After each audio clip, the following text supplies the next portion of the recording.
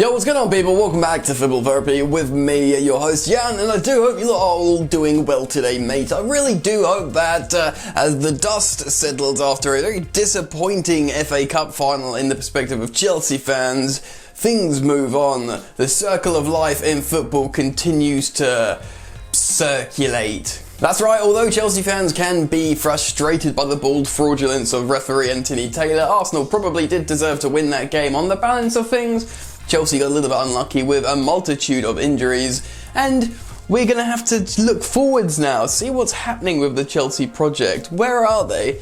What's going to happen?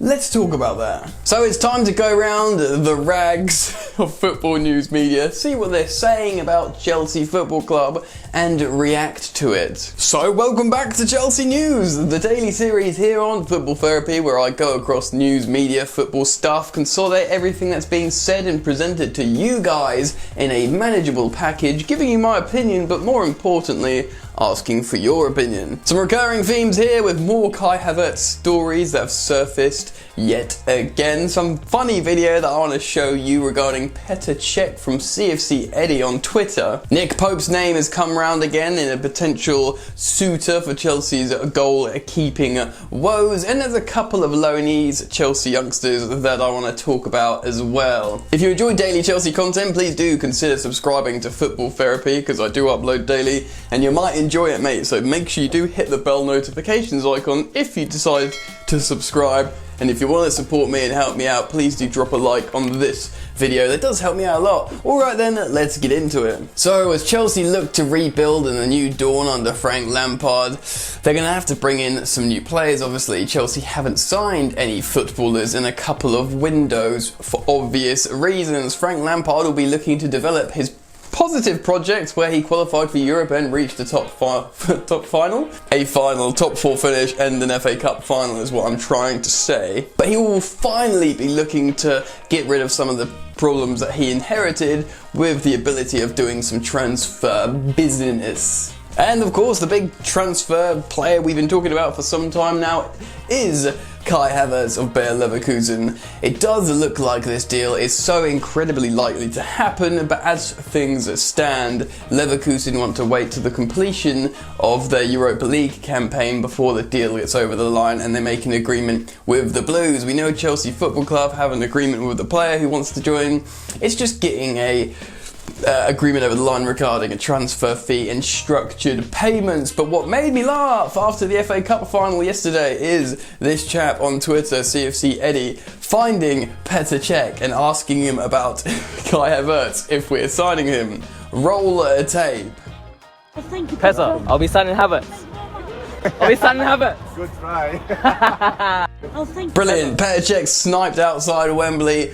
Just laughs, doesn't know how to react, doesn't say yes or no, but it's the kind of funny reaction that you want to see. Petr Cech seems to be all action behind the scenes when it comes to contacting players and getting deals done, whether it's Hakim Ziyech or Timo, Werner, etc. He speaks fluent German, Petr Cech, so you'd imagine when Frank Lampard did contact Kai Havertz, he would have been with his right-hand man when it comes to transfers, Petr Cech, and he probably would have done a lot of German speaking, convincing, etc. So it made me laugh to see his reaction. Hell, watch it one more time, enjoy it. Petr, I'll be signing Havertz.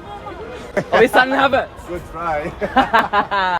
So anyway, you can imagine a lot of Blues fans will be watching the completion or the conclusion of Bayer Leverkusen's Europa League campaign, seeing how Kai plays and seeing what happens after that, how the deal gets over the line, but it's looking incredibly likely. Now, Chelsea of course need defenders, but one of the biggest problem positions, and most pundits, perhaps neutral fans, and perhaps Chelsea fans would argue that the biggest problem position as things stand is the goalkeeping role. That's right between the sticks. I think everyone's probably lost their patience now with Kepa, and a lot of potential suitors have been named. Chelsea have expressed their desire to sell superstar Jan Oblak, but was kind of waved away by Simeone and his assistant when they stated the Russian wants Oblak, which is just a brilliant line. Marc-Andre ter Stegen is yet to extend his contract at Barcelona, and because of the state of the club, it would not be of any surprise if Chelsea have made an approach for him, if they'll be looking to make an inquiry to see if the goalkeeper is obtainable. We all know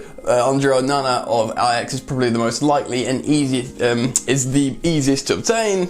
Whether he'll come or not, we're not so sure. Chelsea might be looking at other options. And another story that has come around today in a couple of tabloids is Nick Pope of Burnley, 28-year-old English goalkeeper, just missed out on the Golden Gloves to Alisson this season, which if you think he's playing for Burnley, granted they're a defensive team, that's still a very impressive feat indeed. 28 in his prime, could be at the top of his game for what, 6-7 years? And I think it's like the Daily Star or some unreputable rag like that that's saying Chelsea could be interested in looking at him. Now, this of course is in a publication like that, but to be honest, would it surprise you if Chelsea made the inquiry for this keeper? Absolutely not. Chelsea are constantly making inquiries for a multitude of players.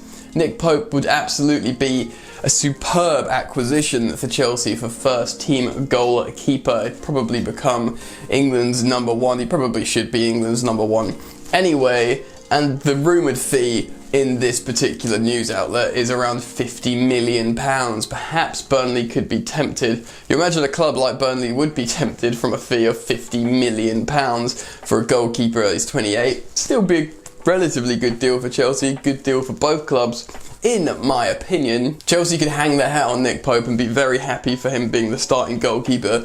You know, doesn't like Dean Henderson as lightly. I think he's structuring a new deal with Manchester United. You know, Ter Stegen, Jan Oblak, superstars, but very, very expensive. So perhaps the two most likely options are Andre Onana and perhaps Nick Pope, man, because Burnley will fancy themselves to get a lot of money for him and put another goalkeeper in goal for hardly any cash, because that's just what they do. So we'll see what happens there, and I'll keep you guys posted as there's more developments and bits of news floating out regarding a goalkeeper.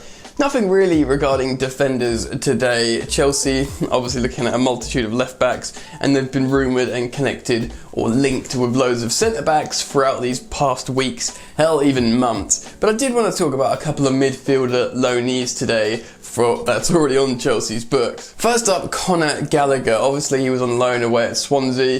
He's been looking very, very good. Very, very promising young player. The thing is, he's more of an attacking midfielder, number 10. Chelsea have a bunch. They're looking in to bring a generational talent in the shape of Kai Havertz, who plays in that position. So it would be in Chelsea's interest to loan out Conor again, and apparently 3 Bundesliga clubs are interested in him, and that's kind of a promising sign. Bundesliga loans seem to be in vogue at the moment, and a great platform for developing young players. With the likes of Timo and other youngsters that have trained around the Chelsea squad, I think Conor Gallagher would benefit from a European loan, and if he could shine even more out on the continent, he would have a chance to come back and play in this Chelsea squad. He is so highly rated, so let's keep an eye on him. He might do well on a European loan, and who knows, he could come back and be a world beater. Now, Chelsea are of course very interested in bringing back the likes of Declan Rice to Chelsea Football Club. Self-proclaimed Chelsea fan, best mates of Mason Mount. Hell, he even tweeted out yesterday about the FA Cup final having poor refereeing decisions. Of course, objectively, that's a fair point, but you know, he seems to love Chelsea, wants to come back. You can imagine he was rooting for his mates at Chelsea Football Club. Chelsea are looking at Declan Rice to be a centre-back option, as well as a very versatile player that could play in CDM. That's got me thinking about Chelsea loanee Ethan Ampadu. Now, it's been a while since I've talked about Amps. He's such a young player. Remember, we bought him from Exeter when he was like 16, 17. He did play under Antonio Conte. He featured next season as well. He's an excellent young player, man. Obviously, his RB Leipzig loan was a little bit disappointing under Julian Nagelsmann. He did play an excellent game against Tottenham Hotspur in a back three, and he put in an amazing performance when they had injuries. So he's been very good, he just hasn't got the minutes, but you'd bank on him having a good learning experience out in Leipzig. And it's important to go back to the beginning of the season, before the season even kicked off, I think. Frank Lampard was asked about Ethan Ampadu, and he said he really wants to work with him. He just saw an opportunity here with Leipzig, as all Chelsea fans did. At the time, it looked like an excellent loan opportunity. So fair enough, we will understand why he went out there, but Frank Lampard does rate him incredibly highly, and I think he'll be very interested in working with him. he had some excellent performances in the Chelsea first team. Much like Declan Rice, he can play in both the CDM and centre-back role. He does have leadership qualities, he loves going into duels and winning them. He's got a great pass on him, and he can make superb, crunching yet fair tackles. We've seen him play quarterback roles for the Wales national team under Ryan Giggs, pinging long diagonal balls. I'm not saying he's the answer to Chelsea's defensive woes, but my word, what an option. I think he should be with the Chelsea first team next season and not on loan. Genuinely, if you look at Billy Gilmour, yes, he's an option in the midfield in their number 6, but so is Ampadu. We could have really have done with him this season after all the injuries. I'm not sure what's going to happen with Jorginho, but if he is sold, if that does happen, Ampadu needs to come in for my money. I really do rate him that highly. Anyway, what do you guys think? I want your opinions on these players, Callum Gallagher, Ethan Ampadu. Do you think he could play a part in the Chelsea first team next season? Feel free to express yourself on Kai Havertz as well. And Nick Pope, the goalkeeper. Can you see it working? Get down in the comment section, express your feelings on all those subjects. If you've enjoyed the video, drop a like, that means a lot. And remember to subscribe if you're new to the channel, and please do consider subscribing to my second channel, Jan's Yard. There is a link in the top of the description. I'm going to try and upload a video on there today. Non-football related fun. Anyway, enjoy the football, and I'll see you later. You ain't so tough with that bad boy tuck. I'ma get it how I'm living, I'ma walk the walk. Outline my lines, I rap through thought. Body bag the verse, outlined in chalk. In my life seen trouble, hustle on the double. Silence on the trigger like my pick got a muzzle. Yo chick like to guzzle, bad boy stay in trouble. I only love this paper, sorry I don't. I laugh me, baby.